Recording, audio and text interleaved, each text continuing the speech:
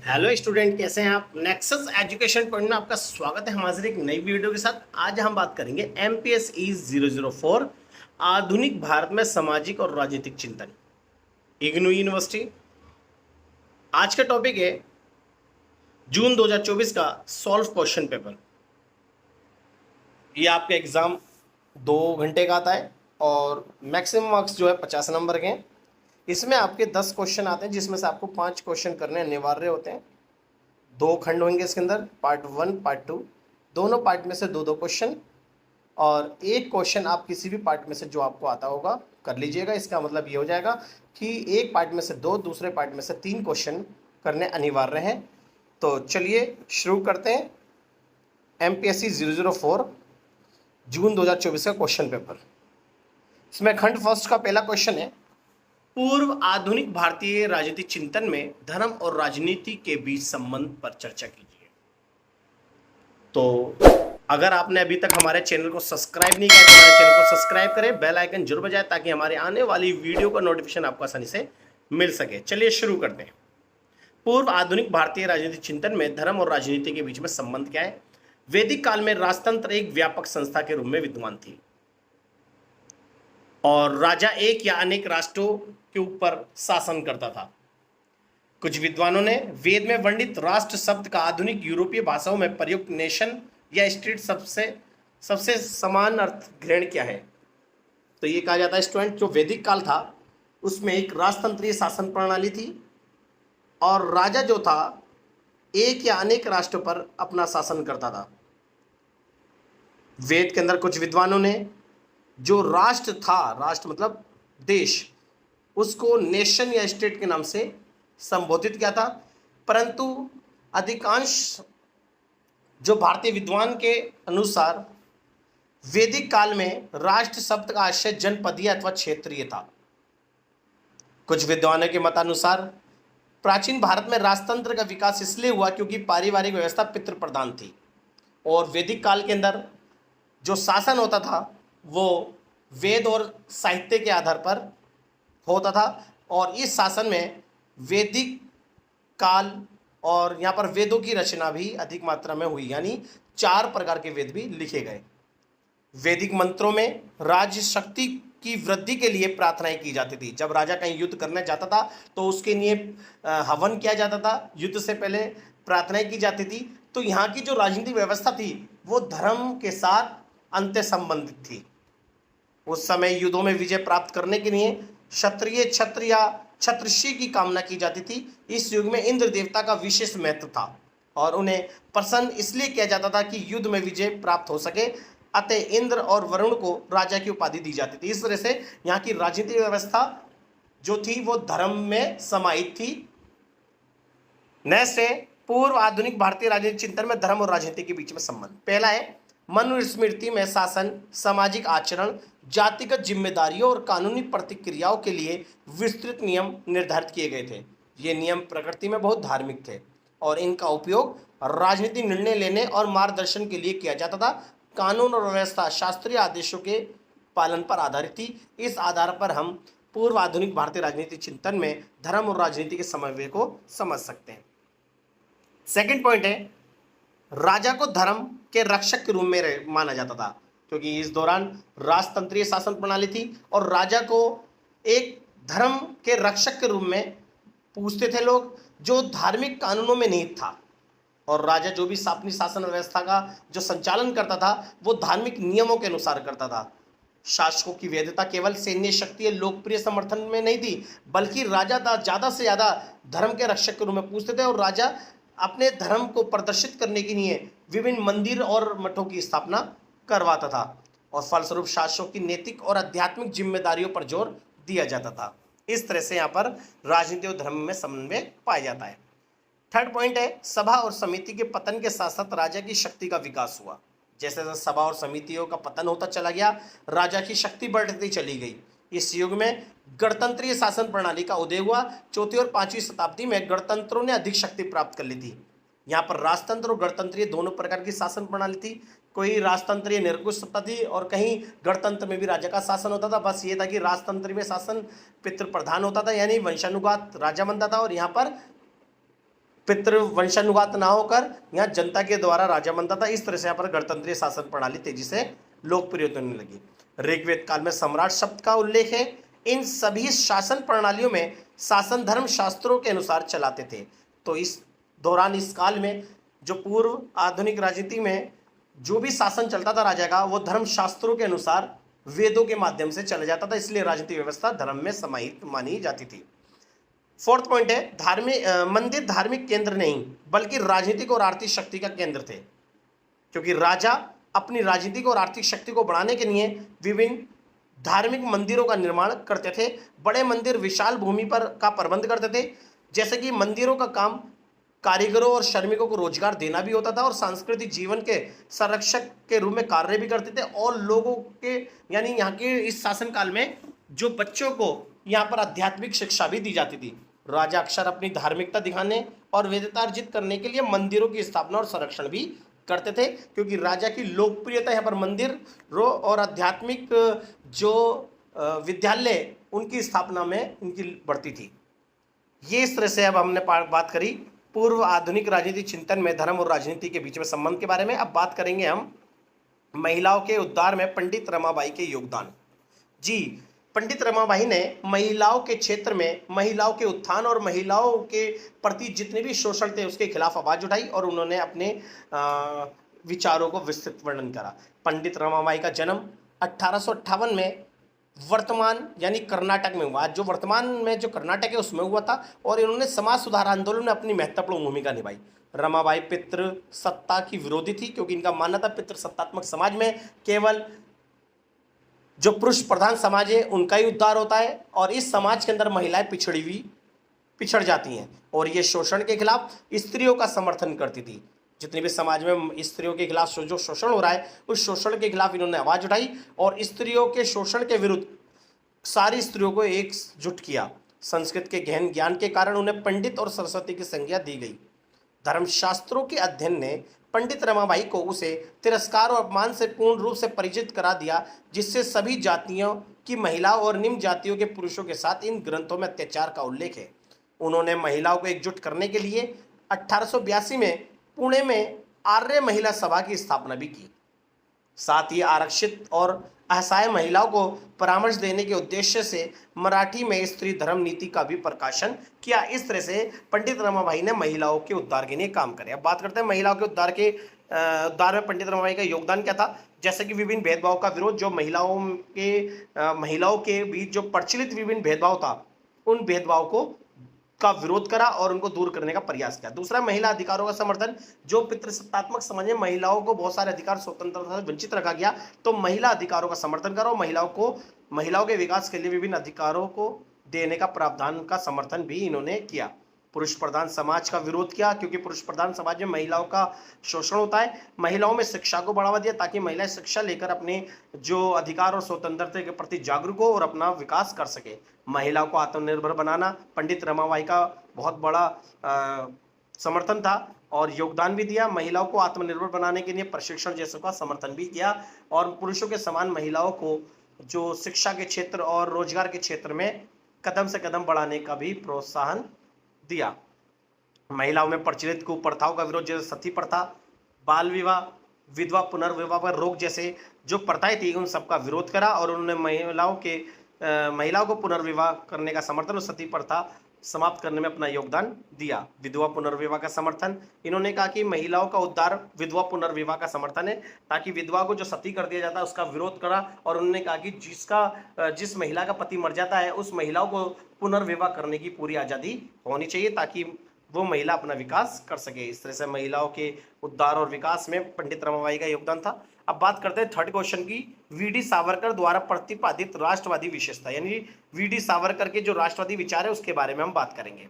VD Savarkar एक उच्च कोटि के महान नेता थे जिन्होंने भारत में स्वतंत्रता आंदोलन में महत्वपूर्ण भूमिका निभाई। वीडी सावरकर पश्चिम भारत में पुनर्जागरण से भी प्रभावित हुए। जो पश्चिम में जो पुनर्जागरण चला था उससे वो प्रभावित हुए। सावरकर कोई धार्मिक व्यक्ति नहीं थे और ये अपने पूरे जीवन में धार्मिक प्रथाओं से दूर रहे। उन्हें उनकी क्रांति गतिविधियों के कारण 1911 में अंडमान भेज दिया गया और 1922 में वापस भारत लाया गया। 1922-23 के बाद वे हिंदू राष्ट्रवाद के समर्थक हो गए। 1938 में जब वे कारावास से मुक्त हुए तो हिंदू महासभा में सम्मिलित हो गए और 1938 से 1945 तक इसके अध्यक्ष बने रहे और इन्होंने राष्ट्रवाद के ऊपर अपने विचार और राष्ट्रवादी जो गतिविधियां हैं वो करनी शुरू की। वीडी सावरकर के द्वारा प्रतिपादित राष्ट्रवाद के विचार। वीडी सावरकर को मानना था हिंदुत्व समाज के लिए तर्कसंगत और विज्ञान अत्यंत आवश्यक है। उनसे हुए उन्हें आवश्यक शक्ति प्राप्त होती। इनका मानना था जो हिंदू समाज है उनके तर्कसंगत और विज्ञान जरूरी है, क्योंकि विज्ञान से ही इस समाज का उद्धार हो सकता है। उन्होंने अपने सिद्धांत का उल्लेख 1924 में प्रकाशित पुस्तक हिंदुत्व में विस्तार से किया। वे संस्कृत राष्ट्रवाद के समर्थक थे और उनका मत था कि पहचानी राष्ट्रवाद है। राष्ट्रवाद की विशेषताएं जो भारत को हिंदू धर्म से प्राप्त होती है। सावरकर के अनुसार हिंदू एक राष्ट्र है क्योंकि ये एक दूसरे से जुड़े समुदाय हैं जो जातीय, धार्मिक और भाषाई संबंधों के आधार पर आंतरिक रूप से संगठित हैं। पहला पॉइंट है राष्ट्रीय एकता में विश्वास। वीडी सावरकर जो थे वो राष्ट्रीय एकता में विश्वास रखते थे। उनका मानना था कि समाज के अंदर सभी जाति के लोग और हिंदू समाज के लोगों को संगठित होना चाहिए और राष्ट्रीय एकता को बढ़ावा देना चाहिए। नेक्स्ट है सांस्कृतिक राष्ट्रवाद का समर्थन। उन्होंने कहा हिंदू समाज के अंदर सांस्कृतिक राष्ट्रवाद का उदय होना चाहिए और सभी लोगों को संस्कृति में रुचि और सांस्कृतिक राष्ट्रवाद को बढ़ावा देना चाहिए। हे राष्ट्रवादी हिंदू एकता में विश्वास, वो सभी हिंदू समाज के सभी जाति, सभी जो समुदाय मतलब सभी जाति के जो भाषा के लोग थे हिंदू समाज के अंदर, उन सभी में राष्ट्र की एकता की भावना को उजागर करना चाहते थे। इसलिए राष्ट्रवाद हिंदू एकता में निहित है, इनका मानना था। हिंदू समाज में राष्ट्रीय जागरूकता उत्पन्न करना। पश्चिमी सभ्यता का घोर विरोध करा क्योंकि पश्चिमी सभ्यता ने हमारी सभ्यता को दूषित किया। ब्रिटिश शासन का विरोध भी किया क्योंकि ब्रिटिश शासन ने भारत में काफ़ी लंबे समय से शासन किया और उन्होंने हमारी सभ्यता, हमारी संस्कृति में बहुत ही अपना जो भेदभावपूर्ण जो नीति थी उनको उन्होंने ठेस पहुंचाई और ब्रिटिश शासन का इन्होंने घोर विरोध किया। इस तरह से वीडी सावरकर के राष्ट्रवादी विचार थे। नेक्स्ट क्वेश्चन है हमारा राजा राममोहन राय और ज्योतिबा फुले के राजनीतिक विचारों की तुलना और विपरीतता स्पष्ट कीजिए। यानी राजा राममोहन राय के राजनीतिक विचार की तुलना करना। राजा राममोहन राय और ज्योतिबा फुले ने राजनीति पर क्या विचार दिए। बात करें राजा राममोहन राय के राजनीतिक विचार। राजा राममोहन राय एक समाज सुधारक थे और उन्हें आधुनिक भारत का जनक कहा जाता था। 19वीं सदी के एक दूरदर्शी सुधारक भी थे। उन्होंने भारतीय समाज को आधुनिक बनाने और सामाजिक बुराइयों को मिटाने के लिए अथक यानी कथक प्रयास किए। शिक्षा, महिला अधिकारों और धार्मिक सुधारों में उनके प्रयासों ने भारत में पुनर्जागरण और प्रगति की नींव रखी, क्योंकि यहाँ पर जितनी भी बुराइयां थी उसके खिलाफ इन्होंने अपने आवाज़ उठाई और उन्होंने यहाँ की पिछड़े हुए वर्ग, निम्न जाति के वर्ग और महिलाओं के उत्थान के भी प्रयास करे और उनको लेकर अपने जो आंदोलन की आधार रखी। इस लेख का उद्देश्य राजा राममोहन राय के जीवन, विचारधारा, योगदान और स्थायी विरासत का विस्तार से अध्ययन करना है। राजा राममोहन राय के राजनीतिक विचार निम्नलिखित हैं।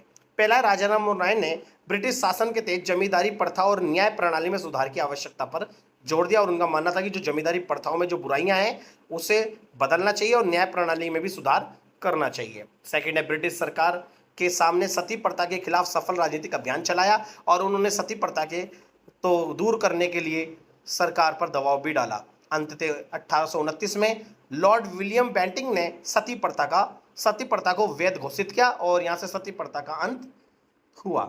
थर्ड है, राजा राममोहन राय ने अंग्रेजी शिक्षा का समर्थन किया और इसे बढ़ावा देने के लिए ब्रिटिश सरकार से सहयोग भी प्राप्त किया।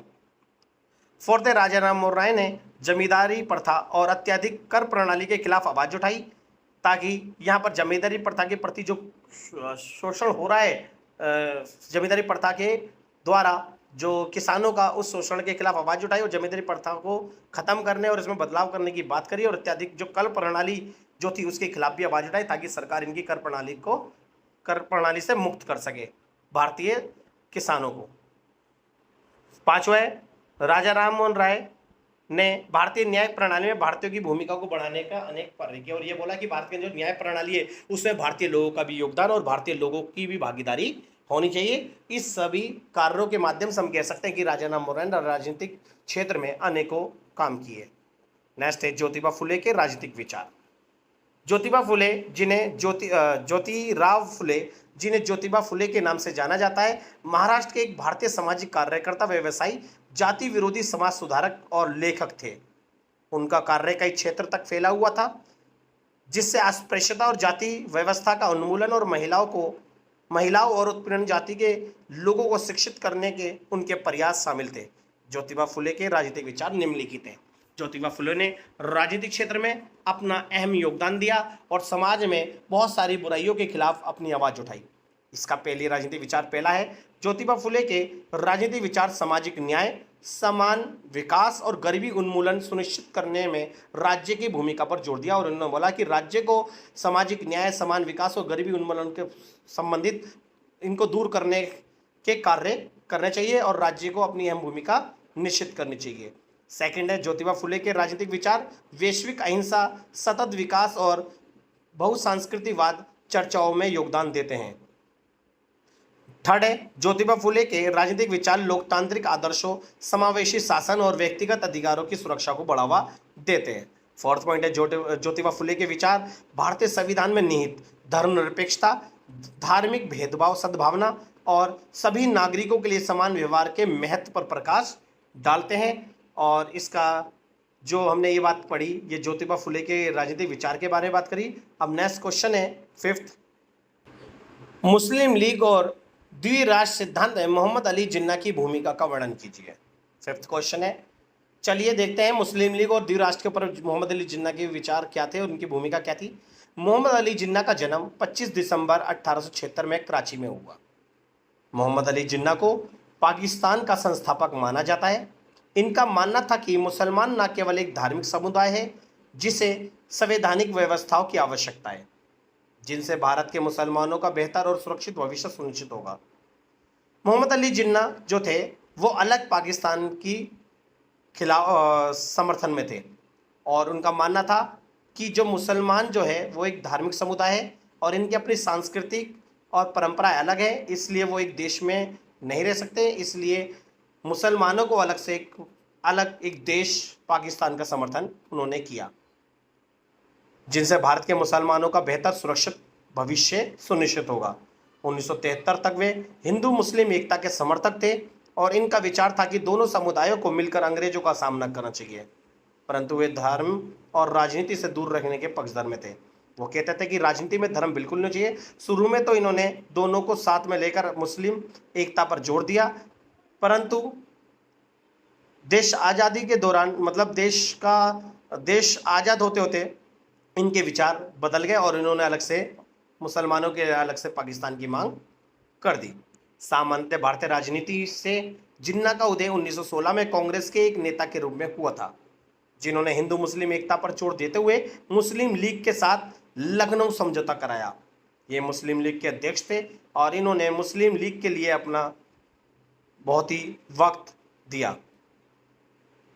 Akhil Bharatiya home rule league के प्रमुख नेताओं में गिने जाते थे और उन्होंने देश के मुसलमानों के अधिकारों की रक्षा और स्वशासन के लिए 14 सूत्रीय संवैधानिक सुधार का प्रस्ताव किया तथा लाहौर प्रस्ताव के तहत उन्होंने मुसलमानों के लिए एक अलग राष्ट्र का लक्ष्य निर्धारित किया। इस तरह से मोहम्मद अली जिन्ना के विचार थे। अब बात करते हैं मुस्लिम लीग और मोहम्मद अली जिन्ना के क्या विचार थे। मुस्लिम लीग के नेताओं आगा खान, चौधरी, रहमत अली और मोहम्मद इकबाल ने जिन्ना से बार बार आग्रह किया कि वे भारत लौट आए और पुनर्गठित मुस्लिम लीग का प्रभार संभाले। 1934 में जिन्ना भारत लौट आए और लीग का पुनर्गठन किया। 1937 में हुए सेंट्रल लेजिस्लेटिव असेंबली में चुनाव में मुस्लिम लीग ने कांग्रेस को कड़ी टक्कर दी और मुस्लिम क्षेत्रों की ज़्यादा सीटों पर कब्जा कर लिया। जब यहाँ पर चुनाव हुए थे उसमें मुस्लिम लीग ने कांग्रेस को टक्कर दी और जितने मुस्लिम बहुल क्षेत्र थे वहाँ पर सारी मुस्लिम सीटें मुस्लिम लीग ने जीत ली। जिन्ना ने कांग्रेस को गठबंधन के लिए आमंत्रित किया। पहले तो दोनों ने फैसला किया कि वे अंग्रेजों से मिलकर मुकाबला करेंगे, लेकिन जिन्ना ने शर्त रखी कि कांग्रेस को मुसलमानों के लिए पृथक निर्वाचन क्षेत्र और मुस्लिम लीग को भारत के मुसलमानों का प्रतिनिधि मानना होगा, जिससे कांग्रेस ने अस्वीकार कर दिया।